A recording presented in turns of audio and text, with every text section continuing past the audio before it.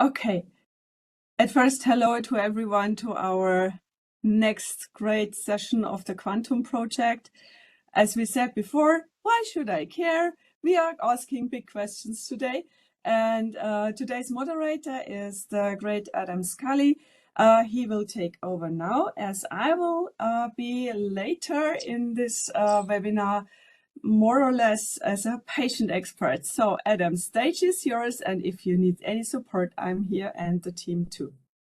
Thank you very much for the presentation, Birgit, and thank you very much everyone for being here. And I'm really sorry about the delay. It was very unexpected.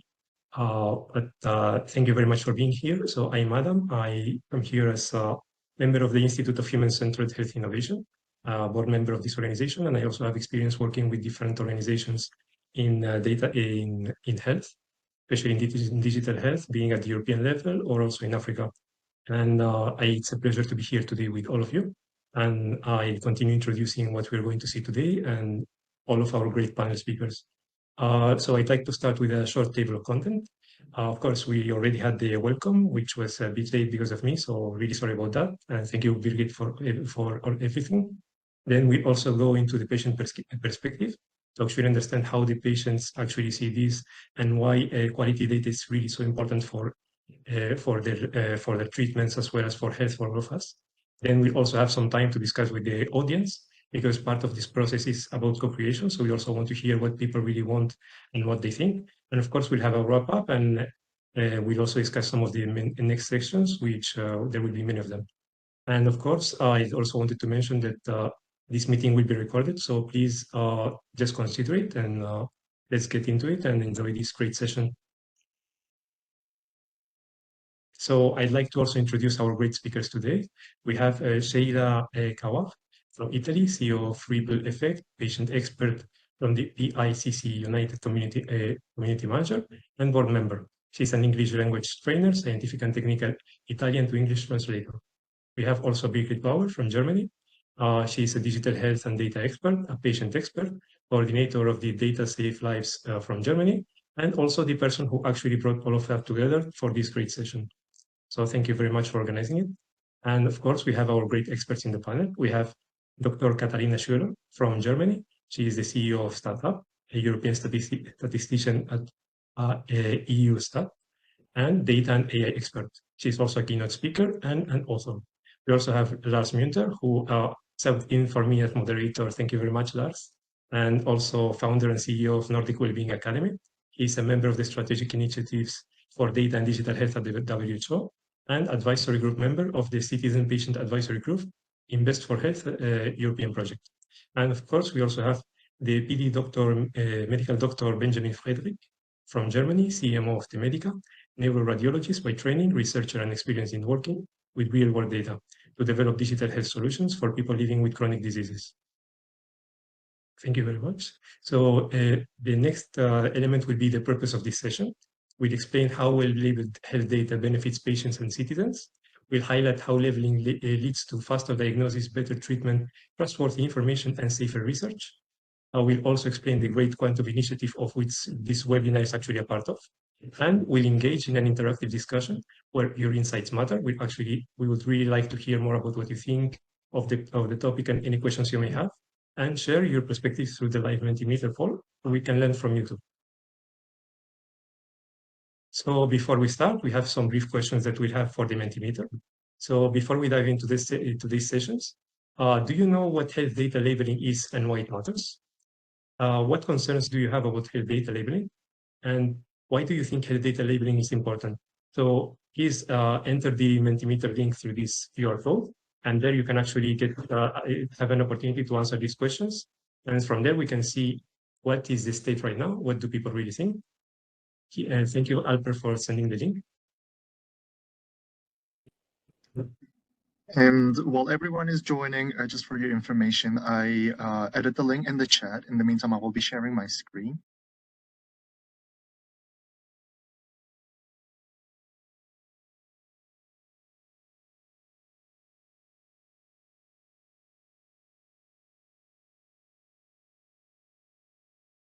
Are you able to see my screen? Okay, perfect.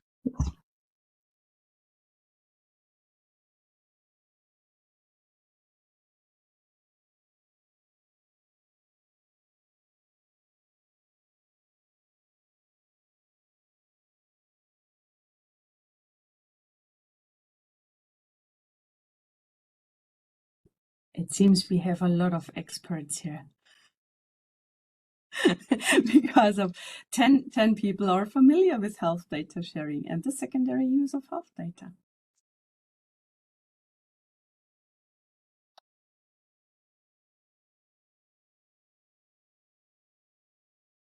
Okay.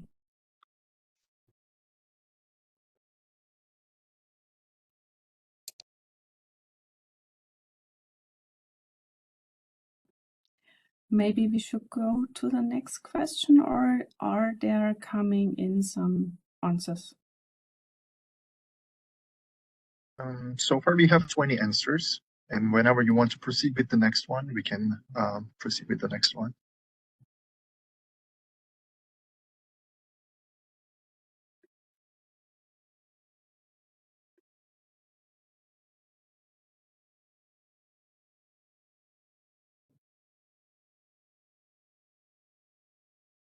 Okay, let's see that. I'm familiar with health data sharing is in the main. Most of the people here in the room know that. It's great to see for me. I don't know how the others think, but hey, there is some movement in it. Maybe we should go to the next question. Adam, what do you think? Yes, let's go to the next question then.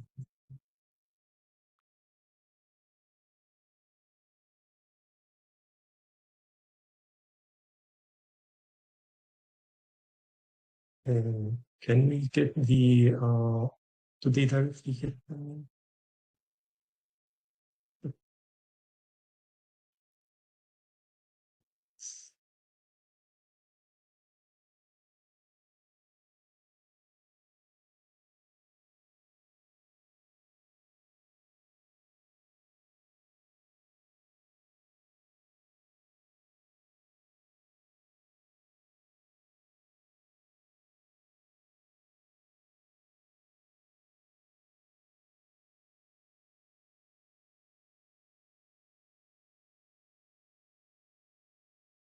Maybe 30 seconds more to see if we have more answers. Can we send multiple answers? I imagine that maybe.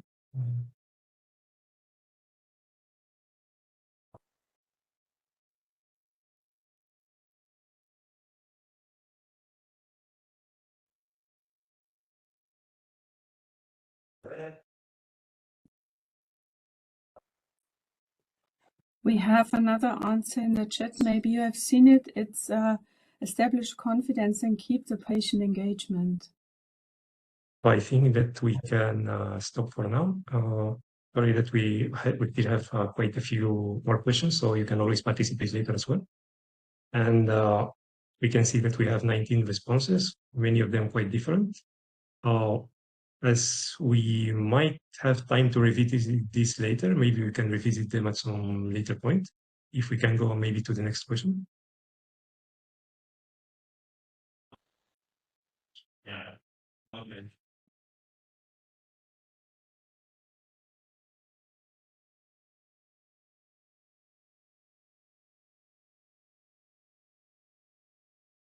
So we'll try to keep it to 1 minute this time as well.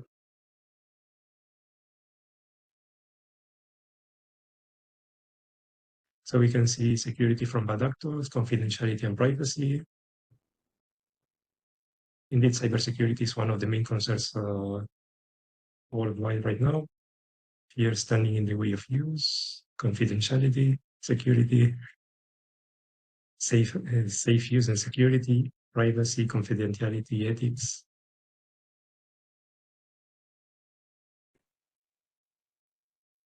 Discrimination, privacy, comparing apples to oranges.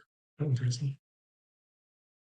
Mechanism that prevent the anonymization. So we can see that the main concerns are mainly about security, privacy, and what that data can be used for if we aren't able to anonymize it completely. Okay. Also some mistakes from not using the right data the right way. As we can see, there are quite a few possible concerns, and I'm sure that our experts will address many of them during the following conversations. So I think that we can go to the first discussion that we're going to have.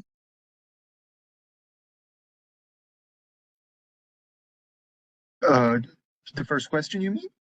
No, the first discussion. So the session with Birgit and Sheila. Oh, okay. Then I will stop sharing my screen. Thank you very much. Exactly. So we need the slides back because now you will hear something from me about the lovely project Quantum. Okay. Just for those who doesn't know us and the Quantum project as well, Quantum is a EU-funded project. And the main thing what we are discussing in the project is the use of secondary health data and health data labeling. So guess what? You sit at your doctor. This is the picture on the left side, if you sit in front of the computer, and you tell the doctor whatever you have, symptoms, pain, whatever. The doctor makes the exams and gives you maybe a recommendation, a prescription, whatever. You get a treatment. And imagine this treatment comes from data from different people, maybe also from research and also from the experience from the doctor he has. And this is also data. So all those data coming from someone.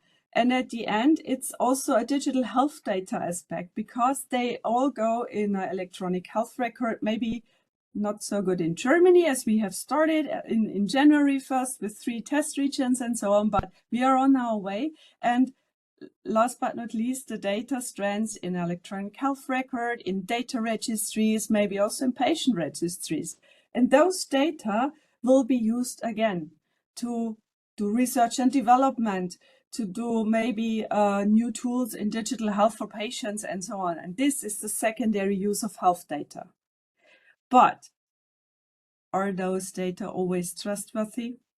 This is the question behind. And this is what we do at Quantum. We try to develop a certificate or a label for data to make sure that those data who are used labeled with something like a certificate saying this is trustworthy data, that it's great labeled, it's a great source, it's a trustworthy source, it's clear structured and can be used because it's a good data set. It's verified and approved. This is what we are doing at Quantum. So we are beginning at the primary health data, going to the secondary health data, make electronic health data, and at the end, we are supporting researchers and all those people working with data, but to make sure that it's trustworthy, we do this, we try to find out how to certify or how to label that data sets.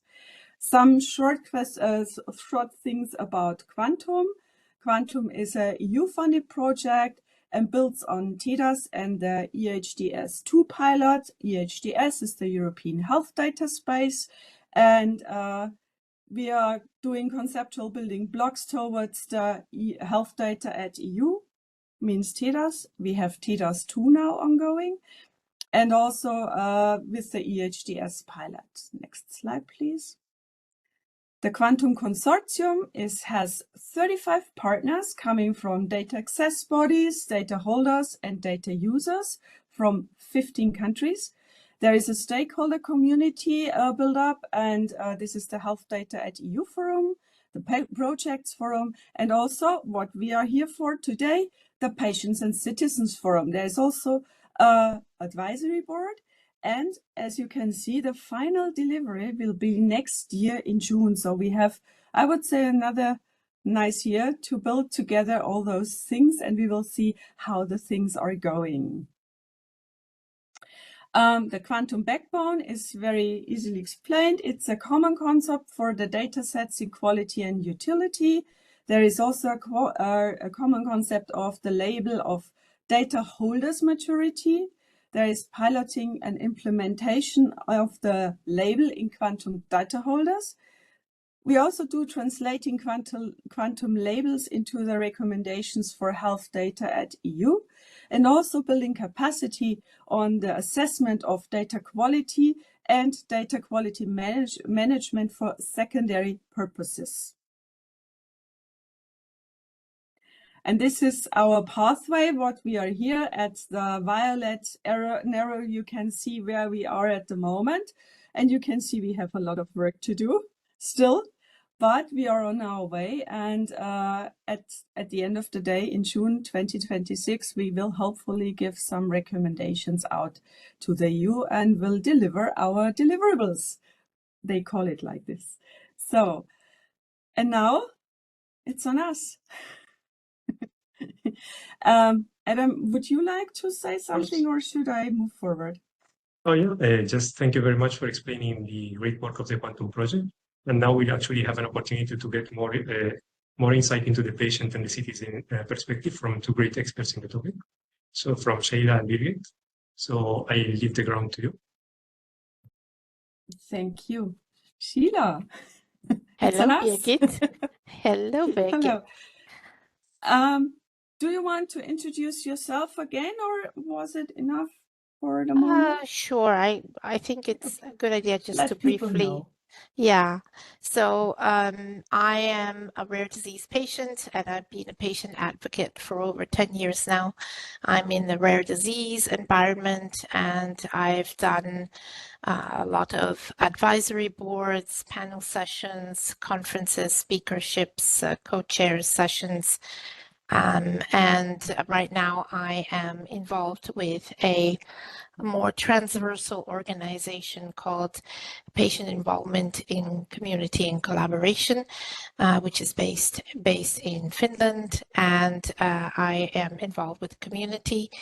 And basically, we support those underserved communities, whether they are rare diseases or chronic diseases of patients and patient communities.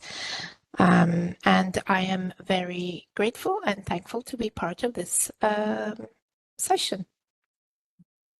Thank you, Sheila. We are proud that you are here, and I'm personally very grateful that you come to this session to have that lovely chat with me about the secondary use of health data. And I can say we have 30 years of patient advocacy experience now on board here.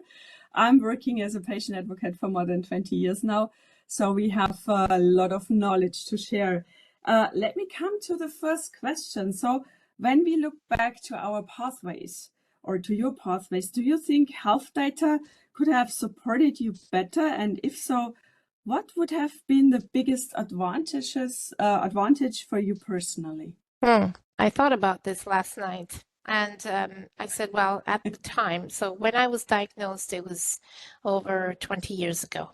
There was no AI, and the medicine that eventually helped me control my rare disease, which is acromegaly, wasn't even in the market yet. It was still a clinical trial. And I said, if there was secondary health data, I think it would have helped the doctors give me a more personalized treatment. But the issue at the time was that there was no treatment. So I don't know, would it have been beneficial? If there had been treatment and there was primary health data, then I think it could definitely have been more personalized treatment rather than feeling like a guinea pig, where the doctors, are saying, well, try this for 2 weeks, try this for 2 months. So yeah, it's difficult to imagine when you go back so much time and where all these options did not exist. It's easier to think forward than backwards. Yeah, I agree. So I was in a similar situation, although I'm living with multiple sclerosis now for a long time. It was very similar because I was diagnosed, no social media, no information were out. Just 5 treatments, all to inject yourself or so, and nobody gives you an answer. And to ask the doctor, can you give me please a little bit more information was really hard because there was nothing. Yeah. And I agree totally with you. It's much better to go forward now because we have much more possibilities than to think in that black, ugly past. But I think people have to understand also, and we all have this skepticism in this world about, and we saw that before in the questions, we talked about data security and privacy and so on. And I always say, please, stop overprotecting data, protect the people, because it can happen that data can give you so much back and can give you so much more quality of life, also with digital health. And this is something. Were you informed early or late about health data sharing? So because you said before, if there would have been more, it would have been so much better for me. Yeah. And I know your way, so it was not easy, but were you informed early or late about health data sharing, and how did this affect you personally and also your disease? Or doesn't it happen because you're living with a rare disease? So I have to be very honest and say I didn't know what health data was until I became a patient advocate.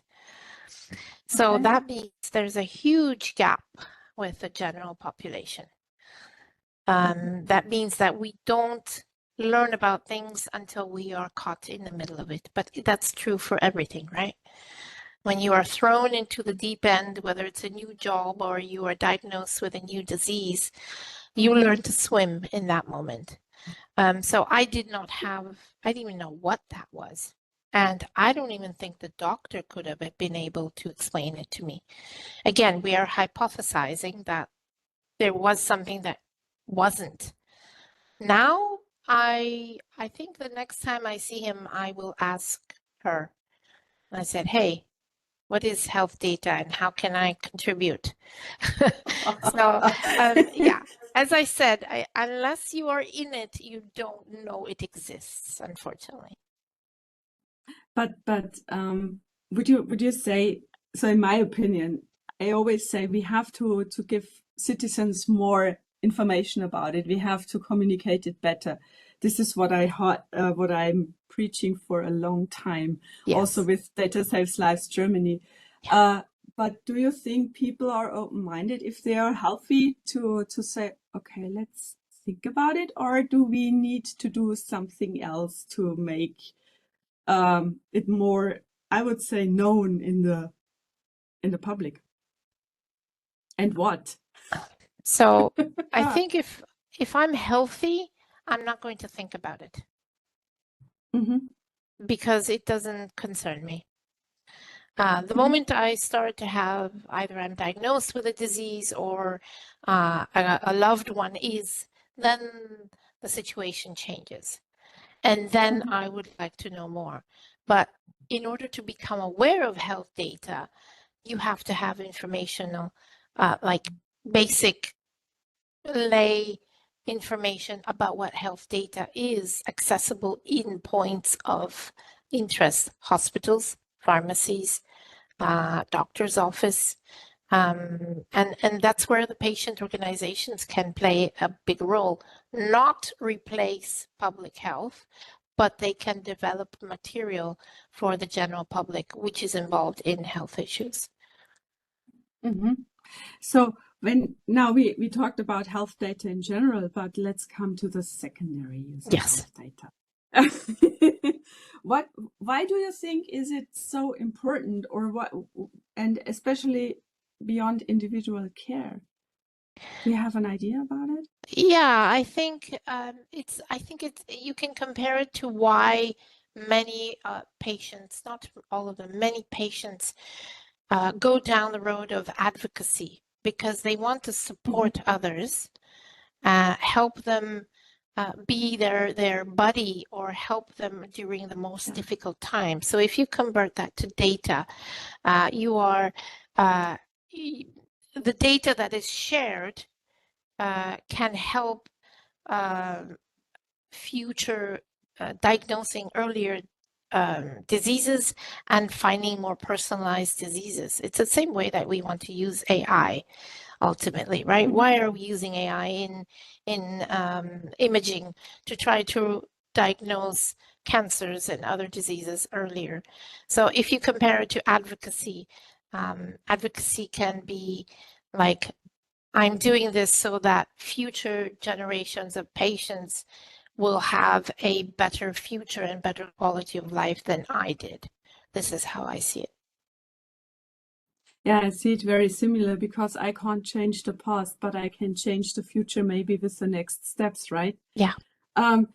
Do you think that the role of health data labeling is an important one when it comes to transparency? Do you think when a data set has this certification in some Yeah. way, can it change something also maybe in the question of trust, maybe in the citizenship, when we make it to bring more competence or literacy in the citizenship? Do you So think that could change something? absolutely. We are a society that bases a lot of value on certification. And because certification equals quality. That's why there are so many ISO certifications, etc. And so in the eyes of the general public, if you are certified, if this data is certified, then it has been approved, tested by an institution that does the job. And if it is certified, it means it's quality and I can trust it. And I'm not going to question it. And if I trust it and I know, then it's also transparent. So it's all connected. The point is that you have to explain to the people what the certification is for and why the data needs to be certified. And what is the comparison? Yeah. Yeah, I see that. So a certification makes, to say sure that you can, it comes from a trustworthy source, and you can trust in the people who give it. Yeah. It's like it reminds me a little bit on the German, so we call it TÜV. When you have a car, you have to go to this certification and to this main exam of the car every 2 years. Yes. And if you don't have this certificate and this little sticker on your car, you're out. Yeah. So car is not trustworthy anymore. Yeah, you guys are Let's make it ahead. that. I just did mine certificate, but we don't have a sticker. They put a sticker on a document and it's put inside the car. So unless the police stop you and they ask you, you can't see it, but there's no sticker on the car. And then you have a big problem. And then you have a big problem. Yeah. So yeah. But it would be an easy explanation, right? To say, okay, hey, it's like this, the certificate for your car that you're allowed to drive it. Yeah. It's a driver's license for health data. Yeah. In that way. Maybe we can I would say, fix as an example for later stage to explain it very easily. So use the car. Yeah. What do you think is the role of citizens? We spoke a lot about citizens and also patients, by the way, in future health research, for example, in citizen science. What is something what drives me at the moment a little bit around and keeps me busy, because I think citizen science can be a very interesting field also as a learning for people. And how could labeling support in that? So when we are going to citizen science and people start to do their own research, maybe, can this also be helpful, or is a health data label just for the researchers and for the high level experts? So I strongly believe that people need to be involved in research, not just patients, even the public. And the general public seems, based on my experience, to have more trust in academic research than research done from, let's say, industry, pharma industry. Simply because there is this concept that pharma industry is more profit-driven, whereas universities are more, let's say, nobly driven. Yes, they have funding from pharma and other industries, but let's say that they have a more noble role. It is important to involve the public, not only because they can share their concerns and point out what we, even as patients, may not even think about, because they have a different perspective. Think about, patients are concerned basically about quality of life. Let's put it that way. Mhm. A caregiver, yes, they are worried about the quality of life, about their loved one, but they're also worried about how it impacts their own life, their social life, their mental health. Mhm. So all these factors, which are usually not taken into account, so usually research doesn't have a holistic approach, it has a more clinical approach. These are factors that need to be taken into account in the future, including in health data. It's not just about the clinical aspects, it's also about more, let's call them human aspects, because they can have a huge impact on the outcomes of the treatment. Mhm. You brought me to an idea now, and this is my last question before I give back to Alpa and Adam for the next Menti question. So please, audience, be aware, the next question will come. But when we talk about health data labeling, do you think, and this is my idea, should we have maybe, first idea is more participation of citizens and patients in the in designing or developing the criteria for a health data label? And second question is, do you think we need two kinds of label? So the more the scientific health data label for those high-level research, and the other label also bringing back this trust to the patients and the citizens if they want to do the research and own research. Do we need to? Because in AI, the experts say very clearly, oh, maybe we need different sorts of AI for researchers, for people, for I don't know. So I hear that sometimes, and so this was just going through my head now. Do we need different types of health data labels to make sure that everyone understands how to use it and maybe also what the data are in? Should we sort out also the data for citizenship data for citizen science, or is one enough? Okay, let's go with the first question. So do we need, is it advisable to have patients and the general public be involved in the early stages like design and develop? Definitely, because I can compare this to the design of a clinical trial. If you don't engage with the community early on, you're going to waste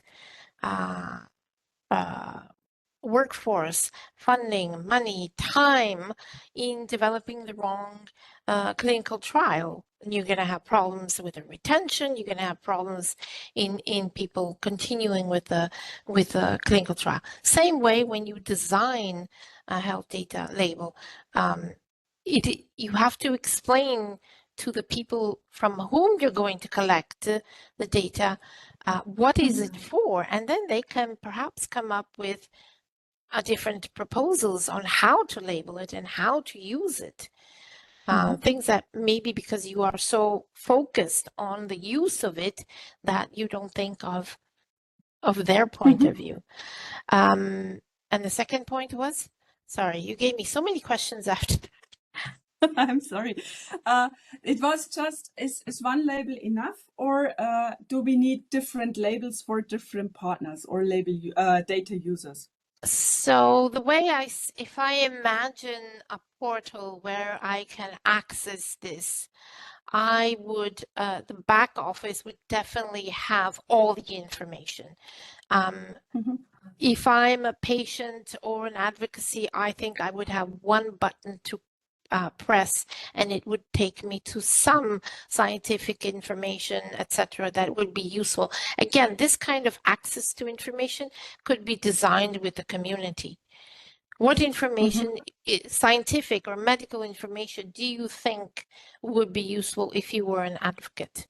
And then, of course, the higher you go up in the research and the data, the more sophisticated, let's say, the user becomes. But I think the patient community definitely should have access. And then you can, again, with the community, develop another part that has the information in lay language for the general public. Okay. They should have access to it, but it has to be adapted to the general public. If you give, I don't know, grab somebody from the street and you give them a medical article from a clinical trial, they're going to say, I'm going to stop at the title. So you have to, I'm not saying dumb it down, but simplify so that they can have access to it and understand. Yeah, so I think we have a lot to think about now. Audience, you have your homework. Thank you so much, Sheila, for the great insights. And thank you for being with us today. And I give back now to Adam and Alper to the question and the discussion round. Thank you very much for the presentation and for the insightful discussion. And thank you very much for all the insights you mentioned, Sheila.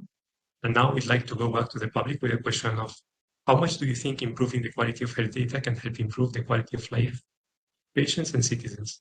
Very much in line with what Sheila mentioned.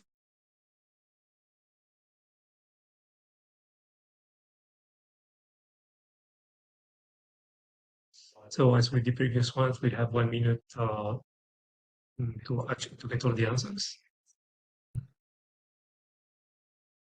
For now, we can see that most people agree that it's very important or extremely important. Moderator as well.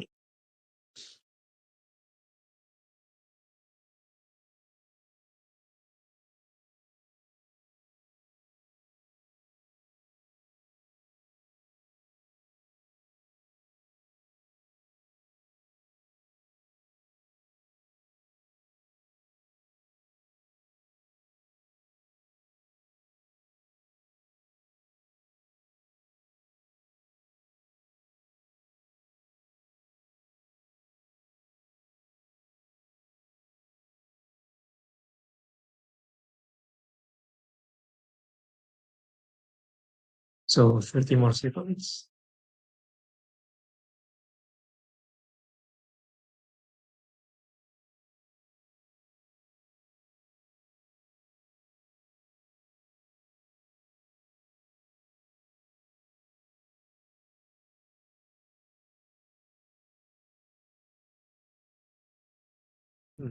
So I think that we have it. We can see clearly that almost everyone thinks that it's extremely important or very important. So we can see that Sheila and Birgit did a great job at showing the importance of labeling data.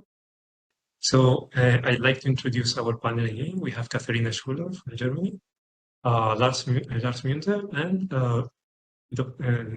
medical doctor Benjamin Frederick. So one question that I'd like to ask to everyone would be, when we talk about labeling health data for secondary use, what does that mean to you? And why should patients and citizens care? Very much in line with what Birgit and Sheila mentioned. Okay, I can start if you want. So for me, yes.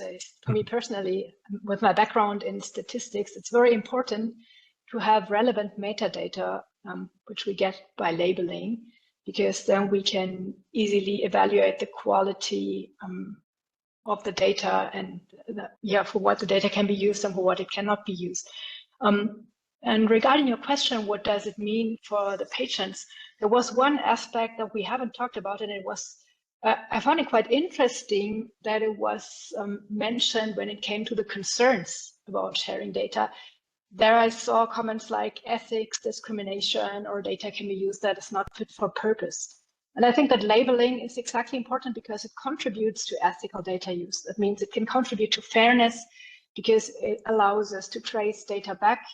It can allow us to identify demographic gaps or missingness of data, which could lead to a sampling bias in the data. And the bias is very important when we talk about discrimination. So labeling will contribute to transparency, and also it will enforce a responsible use of data, responsibility in how data is collected, how it's interpreted, and how it is applied. And it can also avoid that the data is misinterpreted because there are gaps or biases, or at least it can be addressed that there are potential biases in the data. And that's why labeling is so important and why it will contribute to a more responsible use of data.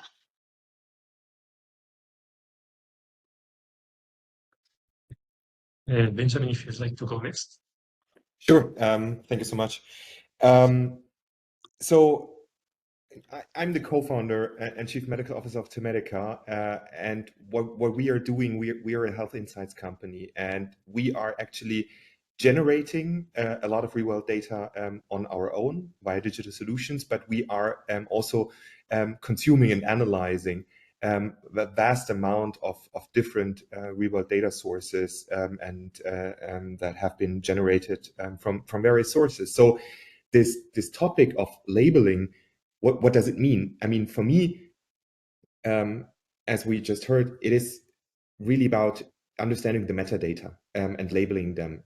So understanding what is the origin of the data, where do they come from, what is the purpose, what is the consent status, what is the context on which the data have been generated.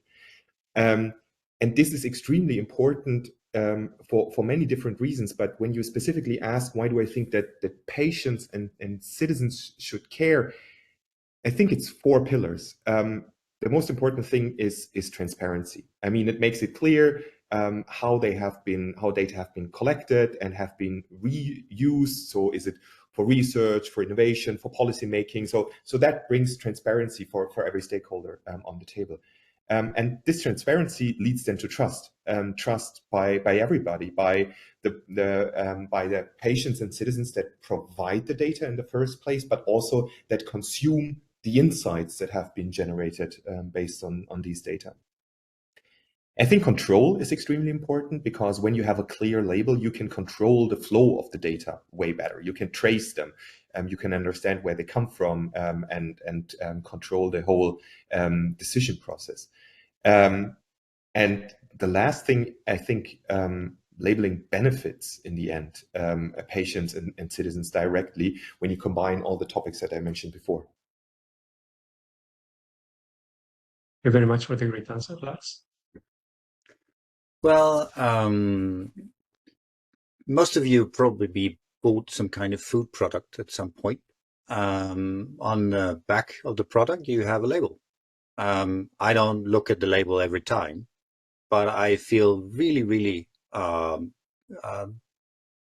about the fact that you have a label to turn to. The labeling system across Europe is one that ensures that me as a citizen that can actually figure out the quality of the product.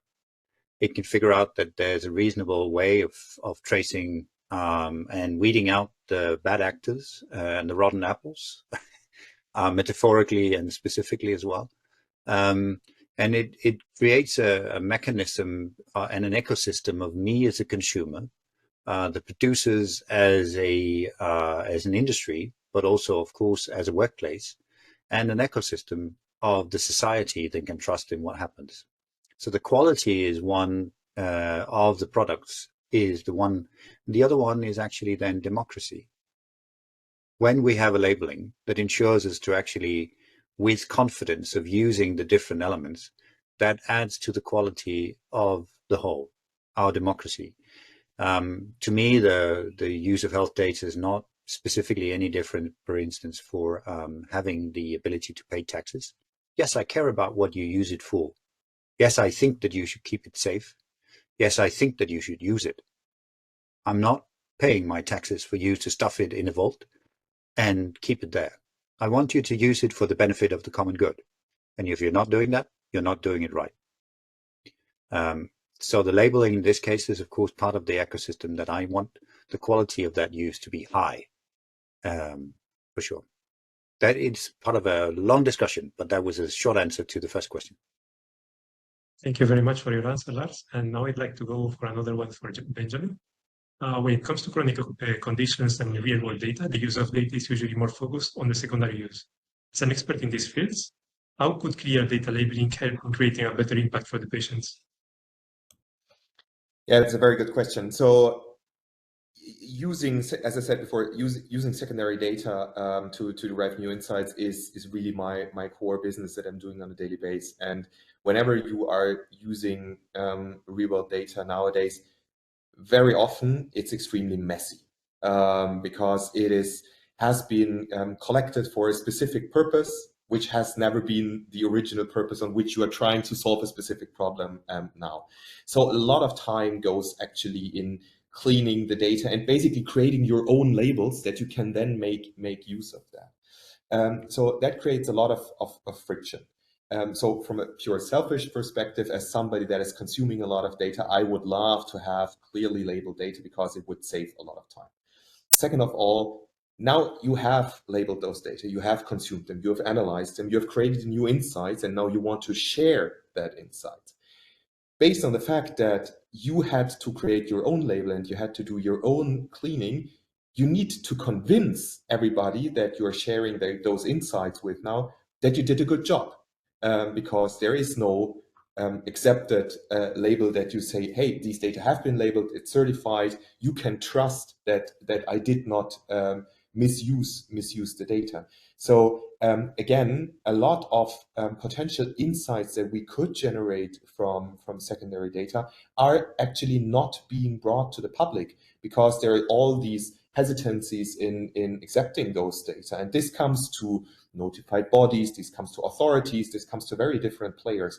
So if we would have a standardized labeling process with a certificate around that, I really think that the whole process of creating insights out of data would be sped up, and the acceptance of the insights that come out of real-world data would be tremendously higher, and therefore directly benefiting every citizen, every patient. Thank you very much for your great answer. And now I'd like to go to Lars again. And this time I'd like to ask you on how can labels support public trust and citizen engagement? You mentioned about this ecosystem and the example with taxes. So maybe what else do you think about this? And how do you relate it to the European Health Data Space and to My Health at My Hands, which you're also participating in? Well, yeah, to start at the end, just a short intro. The My Health in My Hands is a new project that intends to build a system that would allow, initially within the scope of the project, for 1 million Europeans to have mobile and interoperable access to their electronic health record. And while, of course, in some countries you do have a national access to that, yet we do not have a cross-border access. And it doesn't actually follow that we as Europeans can actually travel freely. A lot of us have different kinds of health conditions, or at least we experience these kinds of issues when we travel as well. We tend not to be stuck in any singular place, I've noted. But in this particular context, having the labeling is, of course, to what Benjamin just said, is a critical one, that you ensure that you can actually then with confidence participate in trials. You can with confidence access health services. You can with confidence make sure that it actually goes into the policy making. I agree 110% with the comment that this is something that you should definitely think of as a part of a process of finally being able to get all of our gathering of data into actual practice. Again, stuffing the data in the vault is not the purpose of all our digitalization. It's about utilizing that data for the common good, either by tracking down better treatments for rare diseases, by improving the quality of the treatments for more generic diseases, or in public health, being able to track down sources of some of those diseases in the first place, whether they are social determinants or whether they are environmental in nature. It doesn't matter. It's the point of the data in the first place was us to use science for the benefit of the common good. And as long as we are not too conscious of the quality of the data, because we don't have the labeling of it, it's it's maybe not useless, but it's far from the potential that it could have. And in this context, I'm not saying that as a researcher, I'm saying that as a citizen. I care that these opportunities are there. And if you've ever been annoyed by having to answer the same questionnaire 1,000 times when you've been in some kind of hospital or in other settings, this is what we're talking about. Why shouldn't we make it easier for us all? in getting our data being used. Very good point. And I think that the next question to Katharina would link very well to what you both mentioned. Now we know how important it is and how important it is for the point of view of the citizen. So then how do we communicate the data quality and fitness for secondary use in a way that is both rigorous but also citizen friendly? Yeah, thank you very much. That's really a good question, because I also had in mind that the most important thing is to talk about quality at all and to start communicating data quality. Because there was a comment also from Sheila in the chat where she mentioned, yeah, what about the public, or there's no awareness for data quality? Yes, and that's exactly why we have to start communicating data quality. Let me give you an example. There had been a scandal in Germany. It's quite a long time ago, but it was about baby food, about ready-made baby food that you could buy. And they found some traces of things that shouldn't be in baby food, yeah.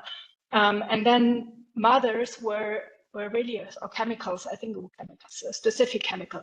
Mothers were really worried about that, and they started to buy vegetables from the supermarket and prepare their own baby food, which was much less clean and much less safe than the baby food they could have bought. Because, I mean, if you buy a carrot in the supermarket, it has no label telling you what's inside, or if it's good to eat or not. And it's the same thing here. Labeling allows you to quantify data quality, to measure and compare data quality. And if we get used to have such a label also in the analysis, like a analysis of the metadata that tells you about the quality and gives you a comparison, then this could help a lot to raise the awareness for quality. A very good point indeed. If we can't really trust it, and if people don't trust it, they might go to their own ways, and that might actually generate more chaos and more confusion if we don't notice. And I think that with this, we had a very good understanding of what our experts had to think and what their experiences told them. I think that next we can go to the next Mentimeter questions. So now that we've had a panel from great experts, now we can go into has this actually helped you improve your understanding of what health data labeling is and why it matters? And how do you think health data labeling can improve patient outcomes and research? And would you be more willing to share health data if it had a quality label? And what do you believe is the most important factor in ensuring trust in health data labeling system? And now we can go into seeing what our public thinks. Just an info for all. As we have started a little bit later, we take that minutes also to receive your last few answers, because we are really interested to learn from you as our valued audience. Thank you.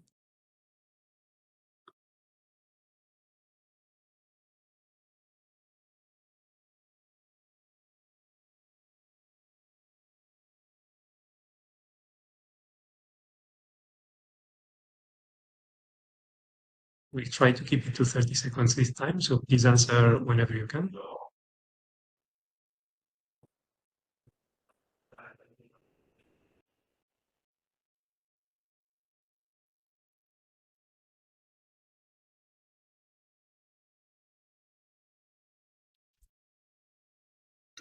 No, Sheila, clearly the answers who said no is that they had a perfect understanding already and it couldn't improve anymore.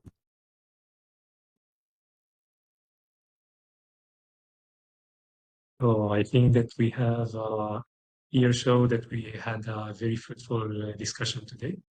I think that maybe we can go to the next. I think that maybe we can go to the next question.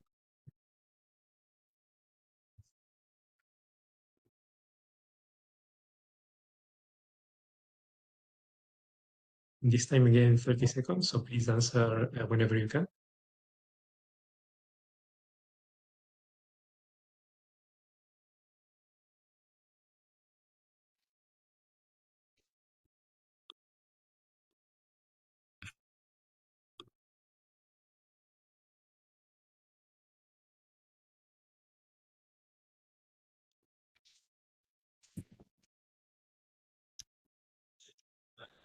So for now, we are seeing a lot of interest in helping in how it can help make healthcare innovation faster, also in how it can make better treatment and diagnosis, and also on increasing transparency and trust in the data sharing process.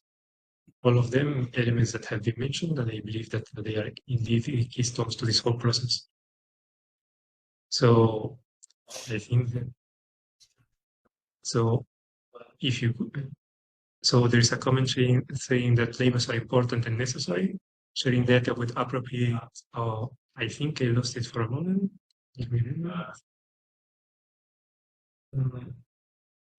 Sharing data with appropriate people is helpful to prevent repetition, but also consistency, as we can sometimes forget details. Indeed, by sharing data, we can ensure that we have a framework that we can use and that we can actually always go back to it. So I think that we can go to the next question.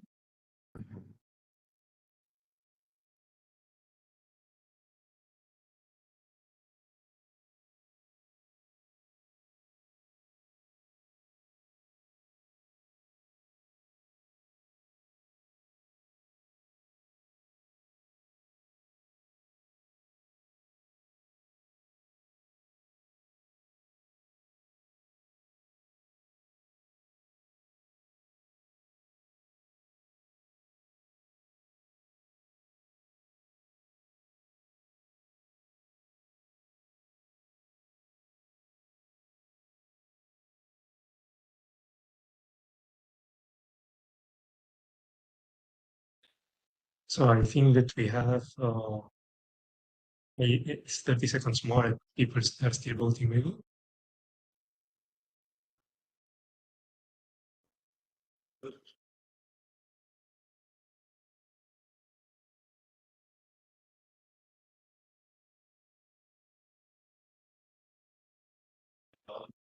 So we have quite an agreement in that having a quality label would significantly increase the trust in sharing the data. We have some that think that maybe, but there is a need for more information. And we have some that say that it doesn't completely address their concerns. So it seems like it doesn't address their concerns, but they are still willing to share. So I think that we have a very positive outcome. So I think that we can continue with the next slide. So for the wrap-up, some of the things that were mentioned was the importance of the quality and the access to data, maybe not for what it could do for when we didn't have it before, but to help for new patients who might be in a similar situation. Also, the gap in awareness that people may have, as many people, unless they are part of the community, they might not actually know about data quality. Then there's also the importance of advocacy through experience. There are many, it's really important to have people who have gone through it, who really understand the importance of this data, like the case of Sheila and Birgit, to really understand what it is important and to have advocacy on this topic. There's also the topic that certification is essential to build trust. In the same way as the example was mentioned of needing certification for the cars, we also need it for the data. And as we have it standardized in all of the EU community, then it will be easier for people to be willing to share their data and to make it easier to, as we saw in the Mentimeter, people will be more willing to share data if they can trust how it is going to be used and how it is actually, how it is processed. And also it will be important to actually try to have more citizen involvement, because this process will be impossible if we don't have every single part of the EU community actually willing to be part of it and understanding the value. And I leave it to Birgit to mention the next sessions, as she has much more expertise in this. Yeah, it's a pleasure to announce that we have on June 25th, oh my goodness, at 2 p.m., same time, a next session. This is session 3 this year, about the ethical and legal side. We want to talk about trust, what we heard today a lot, privacy also, and the European health data space. Join us there. We send out the invitations very soon.